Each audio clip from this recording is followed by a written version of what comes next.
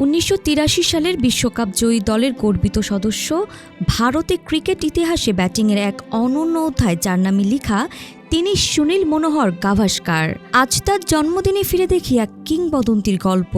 ওয়ালটন এখন দেশের সীমানা পেরিয়ে পৌঁছে গিয়েছে 50টিরও বেশি দেশে। ওয়ালটন, ঘরে ঘরে, বিশ্বজুড়ে। একটা সময় ছিল যখন ভারতীয় ব্যাটিং মানে ছিল ভয় আর অনিশ্চয়তা। সেই সময় জন্ম নিলেন মুম্বাইয়ের এক সাধারণ পরিবারে, কিন্তু অস্বাভাবিক প্রতিভাসম্পন্ন একটি ছেলে, যার কাঁধে প্রথমবার ভারতীয় ব্যাটিংয়ের একান্তভাবে ভরসা খুঁজে পেয়েছিল। 233টি আন্তর্জাতিক ম্যাচ, 13,214টি আন্তর্জাতিক রান, প্রথম ব্যাটসম্যান হিসেবে টেস্টে 10,000 রান, 1985 সালে বেনসন হেজেস মিনি বিশ্বকাপ জয়ী দলের অধিনায়ক, 2071-এ ওয়েস্ট ইন্ডিজের বিপক্ষে অভিষেকে 774 রানের ঝড়, এক কিংবদন্তির জন্ম।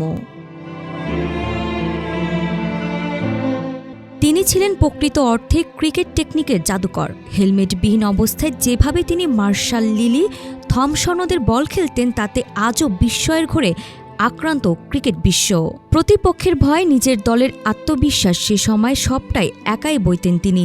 ক্রিকেটার হিসেবে তিনি নিছক এক স্কোর নন, তিনি একজন মনস্তান্ত্রিক যোদ্ধা। অধিনায়ক হিসেবে দায়িত্ব নিলে দলের মধ্যে যে নির্ভরতা বোধ জাগে, গাভাস্কার ছিলেন তার প্রতিচ্ছবি।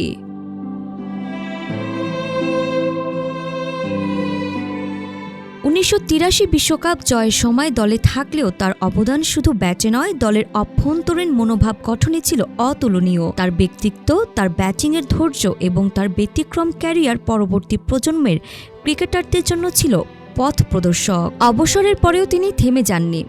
ধারাভাষ্য, কলম লেখনী এবং ক্রিকেটীয় বিশ্লেষণে তিনি এক আলাদা মাপের গুরুর আসনে বসে রয়েছেন। আজ এই মহা ব্যাটসম্যানের জন্মদিনে আমরা কৃতজ্ঞ, কারণ তিনি আমাদের শিখিয়েছেন কিভাবে ব্যাটে কথা বলা যায়, সাহস আর কৌশলের মিশেলে ইতিহাস তৈরি করা যায়। শুভ জন্মদিন সানি, ভারতীয় ক্রিকেট তোমার কাছে চিরঋণী। আরিফা জাহান প্রিনন, বিডি আর্কাইভ।